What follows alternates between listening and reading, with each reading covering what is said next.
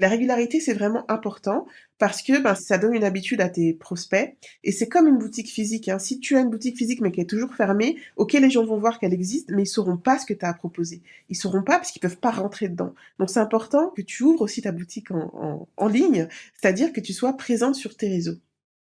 Chère entrepreneur créative, ce podcast a été conçu pour t'aider à répondre à cette question: comment vendre mes créations et développer un business rentable tout en préservant mon temps, mon énergie et mon esprit.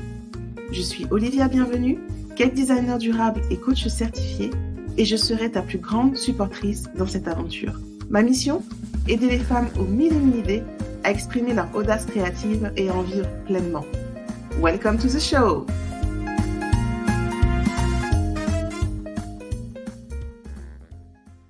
Je suis, comme d'habitude, ravie de vous retrouver pour ce rendez-vous hebdomadaire. Donc aujourd'hui, je vais vous parler de prospection en ligne. Comment prospecter pour avoir plus de clients? La prospection en ligne, peut-être que tu y penses depuis le Covid, parce que la Covid-19 a quand même fait réaliser beaucoup de créatrices, beaucoup de créateurs que les ventes traditionnelles en boutique physique, voilà, du jour au lendemain, ça peut s'arrêter, c'est pas à notre main en fait, même si c'est le plus classique, on voit qu'il y a des choses qui peuvent arriver qu'on n'imagine même pas et qui nous empêchent de fonctionner de façon classique.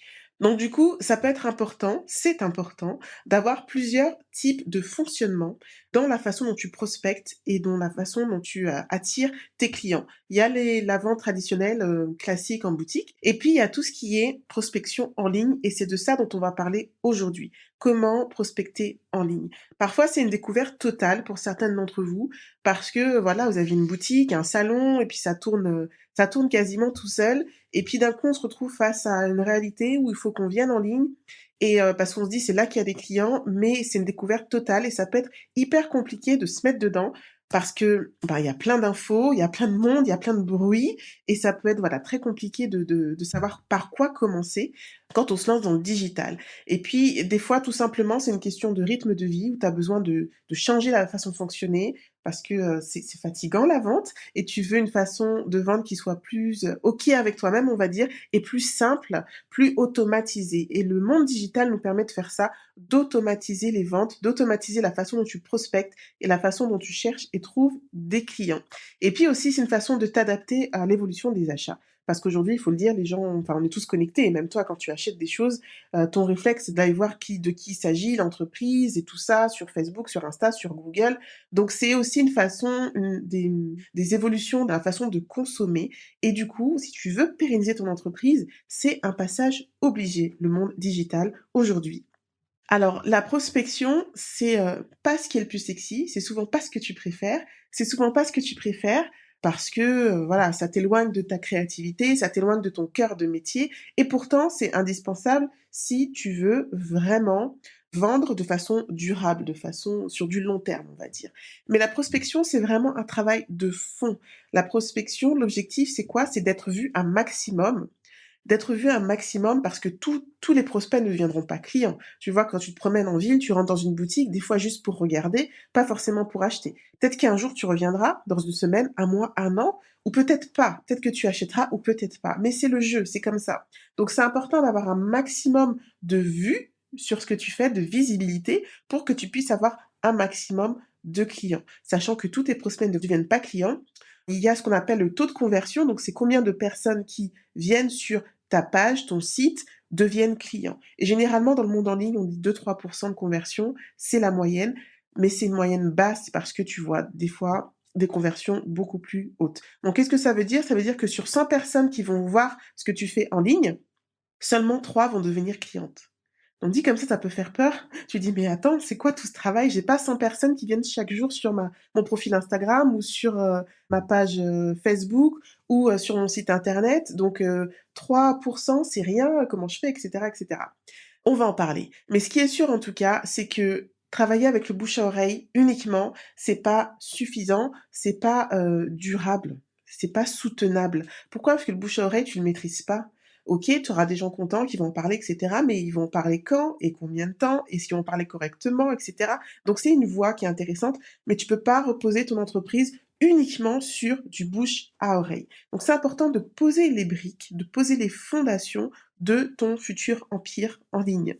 Et pour ça, je tiens à te le dire tout de suite et à te rassurer tout de suite, tu n'as pas besoin de super graphismes élaborés, de super, logos, de super, pages de vente, de super newsletters et cetera et cetera. Ça viendra après. L'important au départ, c'est d'avoir du trafic, d'avoir du monde qui vient et ce trafic, il va se développer grâce au contenu que tu vas proposer, que ce soit sur Instagram, Facebook ou ton site internet ou, si tu utilises d'autres, leviers aussi pour faire venir du monde, ça peut être YouTube, pour montrer, tes créations et cetera. Quoi qu'il en soit, l'important, la première chose, c'est avoir du trafic. C'est ce qu'il te faut. Du trafic, du monde qui vient, du monde qui rentre dans ta boutique, qui circule. OK? Donc la prospection, effectivement, c'est pas quelque chose que les créatrices préfèrent en général, pour plusieurs raisons. Déjà, ça peut effrayer d'être en face d'un client parce que la vente, c'est pas ton truc. La vente, c'est pas ce que tu préfères. Tu es pas forcément à l'aise dans cette relation avec, des personnes qui te posent des questions. Tu peux te sentir, jugé, critiqué, observé, et cetera et ça peut être gênant. Tu peux te demander: «Mais comment je vais faire pour gérer la conversation? S'il y a des objections, comment je vais les dépasser? S'il me dit, les délais sont trop longs, qu'est-ce que je lui dis? S'il me dit que c'est trop cher, qu'est-ce que je lui dis? Est-ce que je dois m'adapter à tout ce qu'il me demande ou pas? Parce que c'est un client potentiel et j'ai envie de vendre» et cetera.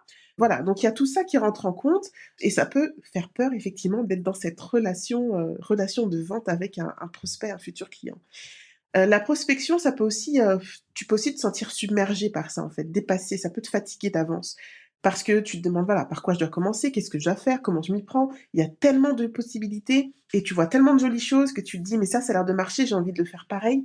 Mais du coup, tu te retrouves vite à être submergé, surtout si tu es le genre de créative qui aime apprendre aussi.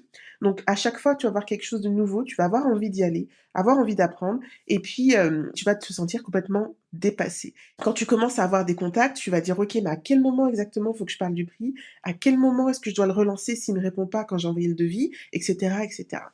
Et puis, il faut le dire aussi, la prospection, ça demande des efforts parce que ça demande de la consistance, ça demande de la régularité, ça demande de montrer qui tu es.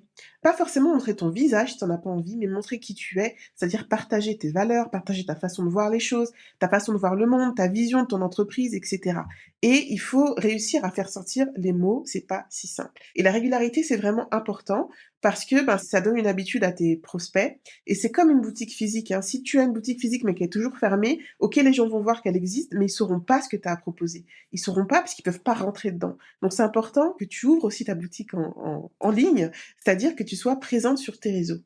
Comment faire pour attirer plus de monde sur sa page Facebook, par exemple? Bah, la première chose, c'est d'être là, d'être là, déjà d'être présente et puis de faire des propositions. On va y venir justement. On va voir quels sont les éléments à mettre en place pour prospecter en ligne.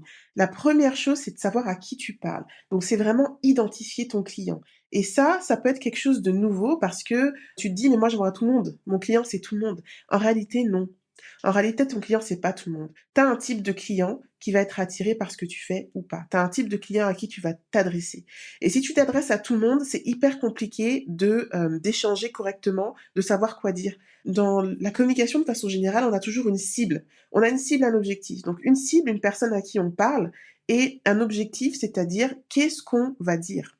Donc c'est important que tu connaisses ton client et sa situation d'achat, où il en est aujourd'hui. Est-ce qu'il découvre ce que tu fais ou est-ce qu'il est déjà convaincu et qu'il veut juste savoir les modalités pour acheter? Dans quelle étape il se trouve de son parcours d'acheteur, tu vois? Donc c'est important de savoir qui est ton client. Tu as un client type. Exemple, je fais des gâteaux du cake design. Typiquement, tout le monde mange du gâteau, plus ou moins. Donc je pourrais dire mon client c'est tout le monde. Mais non, mon client, c'est la maman qui sait peut-être faire mais qui a pas le temps de faire, qui est gourmande, qui aime les jolies choses, qui fait attention parce que je fais du bio et sans gluten et cetera, donc qui veut faire attention à ce qu'elle donne à manger à ses enfants, mais sans être, forcément à cheval à 200 sur le bio et cetera. Donc j'ai pris le temps de réfléchir à ce profil, à ce qu'elle, recherche, à ce qu'elle veut, quelles sont ses attentes, ses craintes et cetera, pour que dans ma communication, je puisse avoir des éléments qui puissent la connecter avec moi. Et en réalité, ma cliente idéale, elle me ressemble beaucoup finalement, parce que je vends à des personnes qui ont les mêmes valeurs que moi.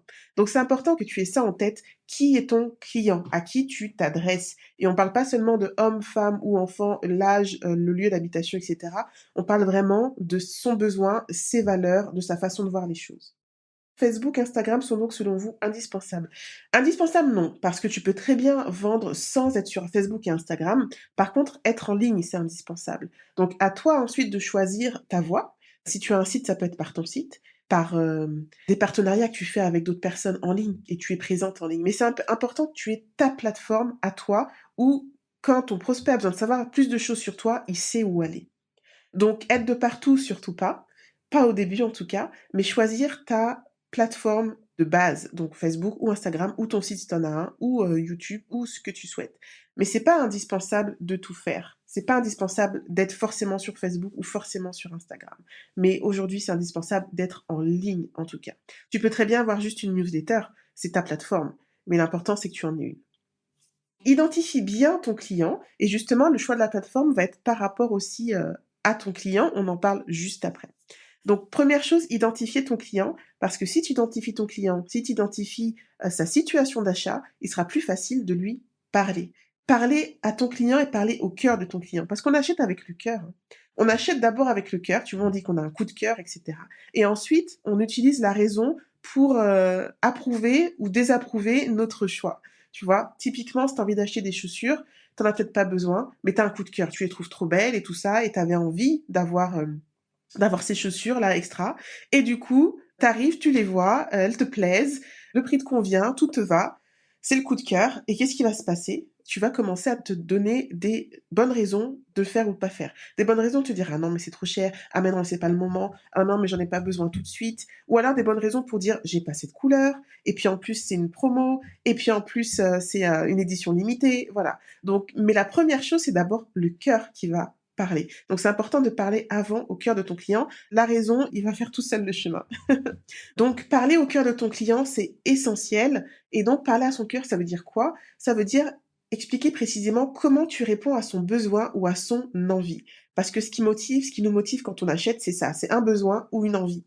Manger de la glace, c'est pas un besoin fondamental, tu vois? On n'a pas besoin de ça pour vivre, mais c'est une envie et si au moment où tu as envie, ben voilà, tu rentres dans un rayon de supermarché et puis il y a plein de glaces, tu vas regarder celle qui te fait le plus envie et donc c'est ce que tu vas chercher à faire toi aussi dans ta démarche de vente, c'est répondre aux besoins ou à l'envie de ton client. Très souvent, quand on fait de la création, quand on fait des activités manuelles comme tu fais, on n'est pas sur des besoins de base, on n'est pas sur des besoins primaires, on est plus sur de l'envie.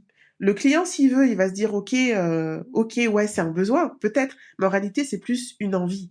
Si tu fais, des meubles années 50, par exemple, c'est pas indispensable pour vivre, tu vois? Par contre, si tu as une décoration chez toi qui correspond à cet esprit-là et que tu recherches vraiment quelque chose, c'est à la fois un besoin et une envie. Mais je voudrais faire la différence entre les besoins, on va dire physiologiques de base et les besoins que l'on se crée et qui sont plus des envies. Et très souvent, dans les activités, manuelles créatives, ce qu'on vend répondent à des envies, à des besoins qu'on se crée. Donc c'est important de faire la différence et donc ton client, il a besoin de se sentir compris.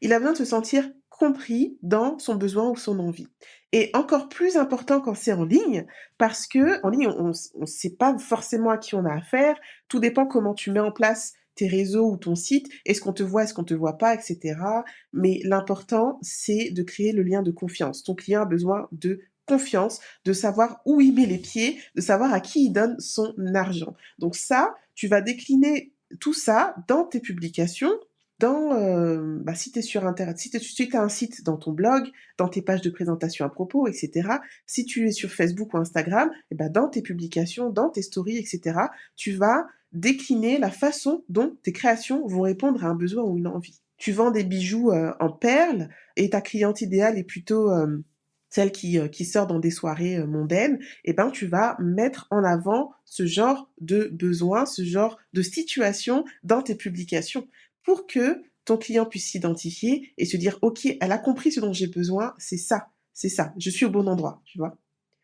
Donc voilà, la deux première chose, donc identifier qui est ton client pour ensuite, deuxième chose, pouvoir parler à son cœur, répondre à ses besoins et ses envies et la troisième chose, bah, c'est être là où est ton client. Est-ce que ton client est en ligne? Est-ce qu'il est sur les réseaux? Est-ce qu'il est sur Google? Est-ce qu'il est sur son adresse mail? Comment ton client fonctionne le mieux? Ça, c'est important parce que, c'est ce qui va te permettre du coup de l'accrocher de la bonne façon. Si ton client est plutôt site internet et que toi tu n'es que sur Instagram, tu vas perdre des ventes parce que tu as des clients qui aiment pas ça, qui sont perdus sur les réseaux. Donc ça va vraiment dépendre de la façon de fonctionner de ton client. Toi, tu dois créer l'opportunité, donner l'occasion, faire la proposition. C'est-à-dire que à un moment, tu vas montrer effectivement ce que tu fais, mais à un moment tu vas dire aussi: «Voilà, si vous voulez acquérir ça, voilà comment faire. Si vous voulez acheter ça, voilà comment faire». Mais, tu dois créer la situation où ton client va te demander il va te demander à acheter. Mais il faut que tu fasses la proposition. Tu dises: «OK, là, les ventes sont ouvertes. OK, voilà comment acheter. OK, voilà comment acquérir telle création». Mais il faut que tu fasses la proposition. Si tu la fais pas, il va être là à regarder, à regarder, à regarder et puis il ira acheter ailleurs. Toi, tu auras créé l'envie, le besoin, il se sera dit: «C'est ce qu'il me faut». Mais comme il saura pas comment acheter, il va pas venir te poser la question forcément, hein. Très peu sont ceux qui le feront. C'est à toi de faire la proposition, de créer l'opportunité, de donner l'occasion. Ça veut dire quoi? Ça veut dire être présente sur tes réseaux, ça veut dire mettre un message qui, indique clairement que les ventes sont possibles et voilà comment faire. Ça veut dire répondre aux messages quand tes clients, tes prospects te posent des questions. Dépasser cette peur que tu peux avoir d'être jugé ou de pas savoir quoi dire et cetera. Être dans l'échange. Avec en tête, non pas il faut que je vende à tout prix, mais en tête, qu'est-ce que je vais apporter à mon client? Est-ce qu'il a vraiment besoin de ce que j'ai à lui vendre et qu'est-ce que ça va lui apporter? Parce que si tu cherches à vendre à tout prix et puis que tu conclus la vente et finalement ça correspond pas à ce qu'il voulait, derrière tu auras pas un client satisfait et tu auras pas forcément des bons retours de la part de ce client. Donc, on n'est pas là pour vendre juste pour vendre et puis c'est tout. On est là pour du long terme, vendre, faire en sorte que les clients soient contents pour qu'ensuite ils soient fidélisés, qu'ensuite ils puissent en parler et cetera et cetera. Donc c'est important, voilà, que tu sois là où est ton client. Si ton client est plutôt Instagram, sois sur Instagram. S'il est plutôt sur Facebook, sois sur Facebook. Personnellement, aujourd'hui, j'ai mon site et j'ai Facebook, Instagram. J'ai pas les mêmes clients. Pour Gourmandise de Lola, hein, je te parle pour le cake design, j'ai pas les mêmes clients sur Instagram, sur Facebook et sur, mon site et la plupart de mes clients viennent de mon site, en fait. 80 de mes clients viennent de mon site. Donc c'est juste important de savoir d'où viennent tes ventes pour que tu saches où il faut mettre ta priorité. Aujourd'hui, les réseaux, j'y suis. Je suis plutôt des stories parce que, ça fonctionne bien, mais si tu regardes mon compte Instagram de Gourmandise de Lola, ça doit faire 3 mois que je n'ai pas mis à jour le feed. Mais ce qui est là me suffit. J'ai déjà des personnes qui me contactent tous les jours, même par message Facebook et tout ça. Et puis les gens viennent beaucoup par Google. Donc ça me convient comme ça. Donc c'est important de trouver l'équilibre entre où est ton client et là où tu mets ta priorité, et puis ce qui te convient aussi, ce que tu aimes faire, etc. Parce que il faut aussi que le business soit fun, quoi. Ensuite, une fois que tu as mis en place, que tu as identifié qui est ton client, que tu as identifié ton message, comment lui parler, et que tu as identifié où lui parler, où il est présent, la suite c'est quoi? Eh ben, à un moment, tu peux pas être tout le temps, tout le temps, tout le temps derrière tes réseaux, toi, sans arrêt. Donc la suite, ça va être quoi? Ça va être de passer à la version automatisée. C'est-à-dire, c'est quoi automatiser? En fait, l'idée d'automatiser, c'est de déléguer ce que tu fais tout le temps habituellement à des outils. Et si c'est bien fait, cette automatisation, ça te permet de trouver des nouveaux clients sans avoir à démarcher. Ce sont eux qui viennent à toi. Ça te permet vraiment à faire en sorte que ce soit tes clients qui viennent à toi. Toi, tout ce que tu as à faire ensuite, c'est être en back office et à piloter le truc. Tes clients, ils peuvent voir qui tu es, ils peuvent voir ce que tu vends, ils peuvent voir comment tu réponds à leurs besoins, à leurs envies. Donc toi ensuite, l'idée, c'est de ne pas avoir, à être sans arrêt sur les réseaux ou sur ton site. Donc automatiser, ça passe par quoi? Ça passe par exemple, permettre de prendre rendez-vous directement en ligne. Ça peut être permettre de faire une demande de devis en ligne. Ça peut être permettre d'acheter en ligne si tu un site e-commerce. C'est une façon d'automatiser. Et puis si tu publies régulièrement sur Facebook et Instagram, ça peut être aussi d'utiliser des logiciels qui vont auto-publier. Tu vois? Tu le fais une fois pour toutes, une semaine, tu travailles un jour 2 heures, tu prépares toutes tes publications pour la semaine et c'est fait. Et ensuite, tu ne passes pas tout ton temps, toutes tes journées à être sur les réseaux, à publier sans arrêt, sans arrêt. Donc, le fait d'automatiser, ça va permettre à tes prospects vraiment de se connecter à toi sans que tu interviennes sans arrêt. Parce que tu peux pas à un moment, être partout et si je me trompe pas, ce que tu préfères, c'est quand même bien créer. Donc préserve-toi ce temps, préserve-toi tout court et automatise un maximum, OK? Les vidéos, ça marche très bien, notamment pour répondre aux questions. Si tu vois que tu as souvent les mêmes questions qui reviennent, tu peux faire des courtes vidéos, des FAQ, des foires aux questions en mode vidéo. Et ça permet d'avoir un support ludique qui répond aux questions. Mais dès que tu vois qu'il y a des choses qui sont récurrentes, réfléchis à la façon dont tu peux automatiser, te décharger de ça pour que ton temps, si précieux, soit vraiment à faire ce qui compte pour ton entreprise et ce qui compte pour toi et pour tes clients. Si tu ne le fais pas, si tu ne rentres pas dans cette brèche d'automatisation, tu passes à côté, d'une source de revenus importante parce que le temps, c'est de l'argent et tout le temps que tu passes à faire des choses qui ne sont pas ton cœur de métier, tout ça, ça t'empêche du coup de faire grandir ton entreprise. Aujourd'hui, c'est vraiment incontournable et puis on a plein d'outils qui permettent de le faire, plein d'outils gratuits, donc ce serait vraiment dommage de t'en priver. Pour les rendez-vous, par exemple, moi j'utilise Calendly et qui me permet pour les rendez-vous dégustation, avant chaque mariage, je fais un rendez-vous dégustation avec les futurs mariés et je ne mets pas la main dans l'organisation. Moi, j'ai prévu des dates et des jours que j'ai mis dans le logiciel Calendly et ensuite sur mon site, il y a le lien. Ils n'ont plus qu'à prendre rendez-vous, ils choisissent et il n'y a pas de va-et-vient, bonjour, c'est possible, pas possible, je suis dispo, pas dispo. Et quand j'ai des questions, ah mais je suis pas dispo, vous avez que ça de dispo, je suis pas dispo, je ne réponds pas. Parce qu'à un moment, il faut faire un choix. Faut faire un choix. Il y a tout ce qu'il faut pour la prise de rendez-vous en ligne. S'ils ne veulent pas rentrer dedans, eh ben c'est OK, mais moi je vais pas me mettre en 4, 6, 8 pour une prise de rendez-vous. Ça me fait perdre beaucoup de temps et puis c'est pas dit à la fin que ça va forcément convertir en client. Donc c'est pas des choses sur lesquelles je veux passer du temps. Donc ce qu'il faut retenir, c'est que tu n'as surtout pas besoin d'être partout. Ça, c'est l'impression qu'on a parce que le monde internet est tellement riche, il y a tellement de bruit, mais tu n'as pas besoin d'être partout. Tu as besoin d'être là où est ton client. Parler à son cœur, faire écho à ses envies, à ses besoins et surtout communiquer avec lui. Lui répondre, le relancer, lui permettre d'en savoir plus sur toi s'il le souhaite, de façon simple, de façon immédiate, pour que son élan ne retombe pas non plus. Et puis, le faire, ça te permet aussi d'affiner, tu vois? D'affiner ton message, d'affiner ta proposition, parce que tu auras des retours, des échanges, des va-et-vient. Tu vois, là, quand je fais des lives, typiquement sur des lives gratuits, c'est un moyen de prospecter. Je n'ai pas que des clients idéaux, mais tous les échanges que j'ai avec vous, me permettent de m'améliorer, me permettent de mieux comprendre vos besoins, parce qu'il y a des questions que vous allez me poser auxquelles j'aurais pas pensé. Donc ça me permet, voilà, non seulement d'avoir un plus grand impact parce que je vais toucher plus de monde, mais ça permet aussi d'améliorer ma façon de faire. Donc c'est important d'être là où sont les clients et c'est important, de le faire pour améliorer ta façon de fonctionner, améliorer ton produit, améliorer ton service. Et puis surtout, d'être, joignable et disponible parce que ça, c'est vraiment essentiel. Si tu veux vendre, il faut que tu fasses la proposition, il faut que tu sois disponible. Alors, si tu souhaites que je t'accompagne sur cette partie prospection, à mettre en place ta prospection automatisée sur les réseaux ou sur ton site, à identifier qui est ton client, identifier les besoins de tes clients et prospects, identifier leurs envies, identifier où ils sont, sur quel réseau tu devrais investir parce que c'est là qu'ils sont, etc. Si tu veux apprendre à communiquer avec eux pour qu'ils deviennent clients, communiquer non seulement sur leurs besoins en vie, mais communiquer par rapport à l'étape où ils sont dans leur cheminement, dans leur parcours de client. Est-ce qu'ils sont en mode je ne sais pas du tout ce que c'est?